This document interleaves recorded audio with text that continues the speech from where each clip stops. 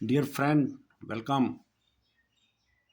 National testing agency एक test और conduct करने जा रही है। ईपीएफओ की तरफ से स्टेनोग्राफर ग्रुप सी की पोस्ट निकाली गई हैं। एम्प्लॉइज प्रोविडेंट फंड ऑर्गेनाइजेशन, उसकी डिटेल आज हम डिस्कस करेंगे। और इसमें 185 वैकेंसीज निकाली गई हैं। और इसके अलावा एसएसए के लिए भी 2674 पोस्ट निकाली हैं। उसके लिए एक अलग से वीडियो हमने डाली हुई है, वो भी आप देख सकते हैं। तो ये दोनों बहुत अच्छी पोस्ट हैं। 2859 टोटल वैकेंसीज हैं एसएससी और स्टेनोग्राफर के लिए। तो आओ इसकी हम डिटेल देखते हैं। इसको जो टेस्ट कंडक्ट करेगी वो national testing agency, government of India, ministry of education की तरफ से जो बनाई गई है वो करेगी। आओ इसकी डिटेल देखते हैं। कोई भी आप जो भी कैंडिडेट्स है इसके एलिजिबल, वो एलिजिबिलिटी में आगे दिखाऊंगा। ऑनलाइन मोड से ओनली अप्लाई होगा। तो और इसके अलावा कोई भी जो आप अप्लाई करेंगे किसी और मोड से वो एक्सेप्ट नहीं किया जाएगा। ओनली वन एप्लीकेशन आप अप्लाई कर सकते हैं। अगर आप एक से ज़्यादा अप्लाई करते हैं तो जो सबसे लास्ट वाली है वो आपकी एक्सेप्ट होगी। ठीक है जी, नोट कर लीजिए। और ये ग्रुप सी की पोस्ट है और लेवल 4 की है। 25,500 से लेके 81,100 तक इसका जो है वो पे स्केल रहेगा। अदर अलाउंसेस मिलेंगे आपको जो भी भारत सरकार की तरफ से फिक्स हैं, सरकार की तरफ से ईसीपीएफ होगी टाइम टू टाइम। और ऑनलाइन रजिस्ट्रेशन 27 मार्च से लेके 26 अप्रैल 2023 तक आपको पूरा एक महीना दिया गया है। और इसकी जो फीस इनके साथ आपने अप्लाई करनी है, जो हमारे candidate SC ST PWBD female candidates और एक्स सर्विसमैन उनके लिए नील है, उनके लिए जीरो रहेगी। बाकी जितनी भी कैटेगरी के लिए उनके लिए 700 रुपये इसकी फ़ीस रहेगी। अगर इसके ऊपर कोई भी टैक्स या बैंक ट्रांजैक्शन लगती है तो वो कैंडिडेट को बियर करना पड़ेगा। इसके अलावा जो आप एप्लीकेशन भरते हैं 26 अप्रैल तक, उसमें 2 दिन आपको उस पर करेक्शन के लिए दिए गए हैं, 27 अप्रैल और 28 अप्रैल। उसमें ऑनलाइन आप ओनली ऑनलाइन आप उसमें अगर कोई करेक्शन करना चाहें तो कर सकते हैं, उसके बाद नहीं। और इसके अलावा जो इसका एडमिट कार्ड मिलना है आपको, और पेपर होना है जब भी। और जो प्रोविजनल आंसर की आनी है इसमें, क्योंकि ये प्रोविज़न है कि जो आपका फ़ेज़ 1 पेपर होगा उसमें अगर कोई कमी है आपको लगती है तो वो आपको टाइम दिया जाएगा 2-3 डेज़ में, आगे दिखाऊँगा आपको। तो आप उसमें करेक्शन करवा सकते हैं। 500 रुपया एक करेक्शन का अप्लाई करके। अगर आपकी करेक्शन एक्सेप्ट हो जाती है तो आपको 500 रुपये वापस हो जाएंगे। तो ये दिया गया, उसके लिए भी लेटर ऑन स्टेज पे जो है वो अनाउंस किया जाएगा। रिजल्ट जो डिक्लेरेशन होगी वो भी लास्ट बाद में जो है उनकी वेबसाइट पे आएगा। मतलब अभी तक कोई इन्होंने डेट इसमें नहीं दी है या कोई महीना नहीं बताया टेंटेटिव। नॉर्मली कई जगह पे फिक्स डेट होती है या टेंटेटिव डेट होती है, इन्होंने सब कुछ अपने पास अभी रखा है, वो बाद में बताएंगे। स्कीम जो है वो 2 स्टेजेस पे होगी। स्टेज 1 जो है कंप्यूटर बेस्ड एग्जामिनेशन फ़ेज़ 1 होगा, और phase 2 for short listing candidates only. जो स्टेज 1 से क्वालिफाई करेंगे फ़ेज़ 1 को वो टॉप में जाएंगे। और जो स्किल टेस्ट होगा फ़ेज़ 2 का, उसमें आपको जो है 10 मिनट का टाइम दिया जाएगा। 10 minute at the rate of 80 words पर minute. Dictation will be computer on computer based. 10 minute मिलेंगे आपको डिक्टेशन करने के लिए, और 80 वर्ड्स पर मिनट की स्पीड होगी। और उसकी ट्रांसक्रिप्शन होगी जो 50 मिनट मिलेंगे आपको इंग्लिश में और 65 मिनट मिलेंगे हिंदी में, ओनली ऑन कंप्यूटर। तो इसमें क्लियर कर दिया उन्होंने। बहुत इजी टेस्ट है, बहुत अच्छी पोस्ट है स्केल। और 185 वैकेंसीज हैं, उनमें से अनरिजर्व 74 हैं, ईडब्ल्यूएस के लिए 19 हैं, एससी के लिए 28 हैं, एससी के लिए एसटी के लिए 14 हैं, ओबीसी एनसीएल के लिए 50 हैं। ये टोटल 185 में से 185 में से 18 जो वैकेंसीज हैं वो एक्स सर्विसमैन के लिए हैं। और ऐसे ही कैटेगरी जो आपकी पीडब्ल्यूबीडी है उसमें 7 वैकेंसी हैं। 2 कैटेगरी ए, 2 कैटेगरी बी, और कैटेगरी सी के लिए 2, और कैटेगरी डी एंड ए के लिए 1 वैकेंसीज हैं। ठीक है जी। तो इसमें आगे आपको मैं रिजर्वेशन या एज का जो भी क्राइटेरिया है, और एजुकेशनल क्वालिफिकेशन जो है वो कैंडिडेट ने 12वीं पास होना चाहिए। On the last date of closing जो है 26 अप्रैल को, 12th, ओनली 12th। और स्किल टेस्ट जो है वो आपका होगा डिक्टेशन द्वारा से, यहाँ पर दिखा देते हैं। 10 minute at the rate of 80 words पर minute. Dictation will be computer based.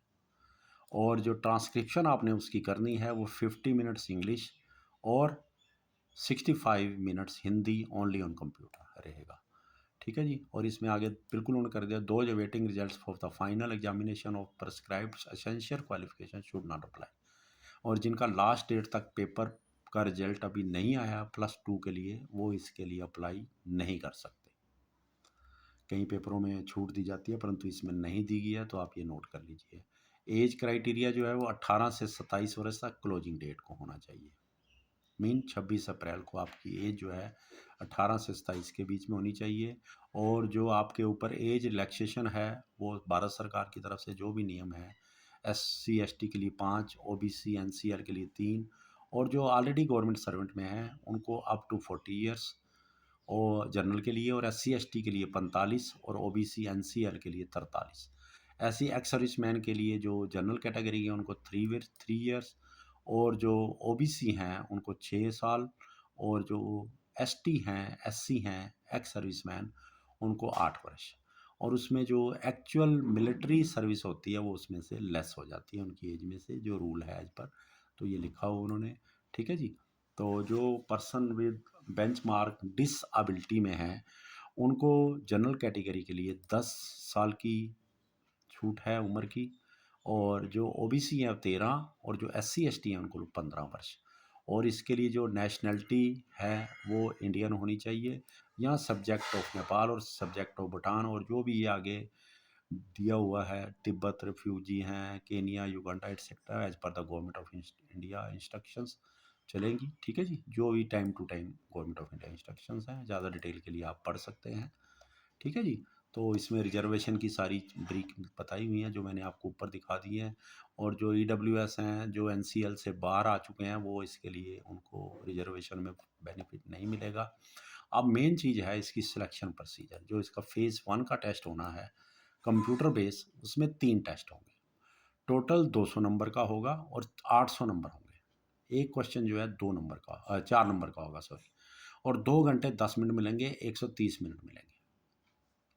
इसमें जनरल एप्टीट्यूड के लिए 50 क्वेश्चन होंगे, general awareness including computer awareness के लिए 50 क्वेश्चन होंगे और 200 नंबर का, और पहला भी 200 नंबर का, और English language and comprehension 100 question होंगे और 400 नंबर का। ठीक है, तो ये नोट कर लीजिए। और हर क्वेश्चन के 4 नंबर होंगे, और जो question paper will be objective type multiple choice के साथ will be set both in English and Hindi except part 3 English language and comprehension के लिए जो है वो नहीं, खाली इंग्लिश में होगा। और जो इसमें फेज 1 में आपके मार्क्स आएंगे वही फाइनल सिलेक्शन के लिए चुने जाएंगे, और नेगेटिव मार्किंग है 1/4। तो ये ध्यान से आपने देखना है, 400 नंबर हैं। और जो फेज़ 2 के लिए कैंडिडेट्स कॉल किए जाएंगे 1:10 में, मीन 10 टाइम। तो 185 वैकेंसी है, 1850, या इससे थोड़े से ज़्यादा। ज़्यादा का मतलब है कि अगर लास्ट जो कट ऑफ है उसके ऊपर अगर एक से ज़्यादा कैंडिडेट है तो उन सबको कॉल करने का अधिकार होता है, तो नॉर्मली करते हैं और ये भी करेंगे। तो इतने कैंडिडेट्स जो है वो करे जाएंगे। और फेज़ 2 जो है वो the candidate who are shortlist in phase 1 shall be required to appear in the skill test for stenography, time allotted is at under. 10 minute का टाइम मिलेगा डिक्टेशन में आपको, और 80 वर्ड पर मिनट के हिसाब से आपको उसको क्वालिफाई करना है। ठीक है जी। और ट्रांसक्रिप्शन जो है वो आपको 50 मिनट की मिलेगी इंग्लिश में और 65 मिनट मिलेंगे हिंदी में, only on computer. Skill test in stenography will be qualifying in nature. Marks obtained जो इसमें आपके नंबर आएंगे वो मेरिट लिस्ट में ऐड नहीं किए जाएंगे, ये खाली क्वालिफाइंग है। राइट, तो ये नोट कर लीजिए।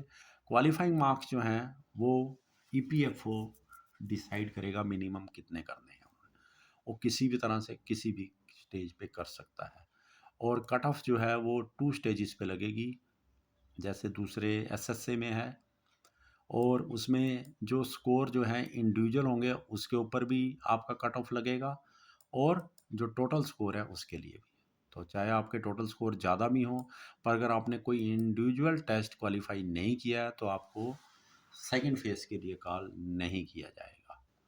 ठीक है जी। और इसमें जो आंसर की चैलेंज है वो एक आंसर की दी जाएगी जिस आपकी वेबसाइट पर, द प्रोविजनल आंसर की along with the question paper and recorded response thereon shall be displayed to the respective candidates on aforesaid website for a period of 2 or 3 days। तो उसे 3 दिन तक की जाएगी। तो आप उसको कभी भी कभी मतलब उसके बाद जो टाइम पीरियड है ऑनलाइन आपको उसको चैलेंज करना है तो कर सकते हैं। तो 500 रुपया फेज 1 का जो भी होगा उसके एक पर आंसर की को चैलेंज करने के लिए आपको 500 रुपया फीस दी जाएगी।